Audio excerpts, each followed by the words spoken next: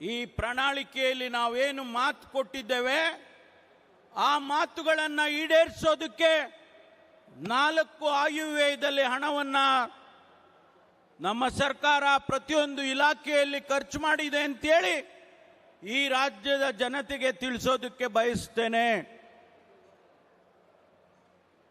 ನಮ್ಮ ಆದ್ಯತೆ ಏನು?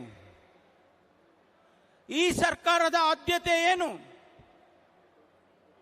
ಬಡವರಿಗೆ ಕಾರ್ಯಕ್ರಮ ಕೊಡಬೇಕು, ರೈತರಿಗೆ ಕಾರ್ಯಕ್ರಮ ಕೊಡಬೇಕು, ಕಾರ್ಮಿಕರಿಗೆ ಕಾರ್ಯಕ್ರಮ ಕೊಡಬೇಕು, ಯಾರು ನೊಂದವರಿದ್ದಾರೆ, ಶೋಷಿತರಿದ್ದಾರೆ ಅವರಿಗೆ ಕಾರ್ಯಕ್ರಮ ಕೊಡಬೇಕು. ನಾವು ಇವತ್ತು ಪರಿಶಿಷ್ಟ ಜಾತಿ ಜನಾಂಗ, ಹಿಂದುಳಿದ ಜನಾಂಗ, ಅಲ್ಪಸಂಖ್ಯಾತರು ಇವರುಗಳಿಗೆ ಅನೇಕ ಕಾರ್ಯಕ್ರಮಗಳನ್ನು ಕೊಟ್ಟಿದ್ದಾರೆ. ನಾನು ವಿವರಣೆಯನ್ನು ಮಾಡೋದಕ್ಕೆ ಹೋಗೋದಿಲ್ಲ. ರೈತರಿಗೆ ಅನೇಕ ಕಾರ್ಯಕ್ರಮಗಳನ್ನು ಕೊಟ್ಟಿದ್ದೇವೆ, ನಾನು ವಿವರಣೆ ಮಾಡಕ್ಕೆ ಹೋಗೋದಿಲ್ಲ.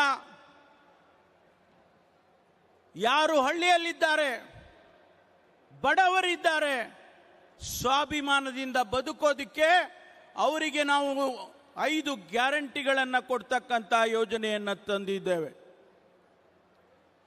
2.5 ಲಕ್ಷ ಕೋಟಿ ರೂಪಾಯಿಯನ್ನ ಈ 4 ವರ್ಷದಲ್ಲಿ ಅವರಿಗಾಗಿ ಖರ್ಚು ಮಾಡ್ತಾ ಇದ್ದೇವೆ.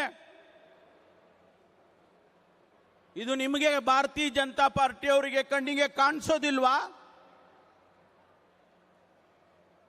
ಬಡವರ ಬಗ್ಗೆ ನಿಮಗೆ ಕಾರ್ಯಕ್ರಮವನ್ನು ಕೊಟ್ಟಿರ್ತಕ್ಕಂಥದ್ದು ನಿಮಗೆ ಕಾಣಿಸೋದಿಲ್ವಾ?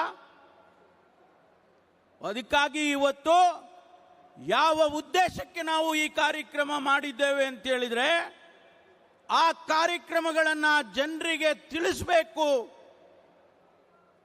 ರಾಜ್ಯ ಸರ್ಕಾರ ಕೊಟ್ಟ ಮಾತಿನಂತೆ ನಡ್ಕೊಂಡಿದೆ.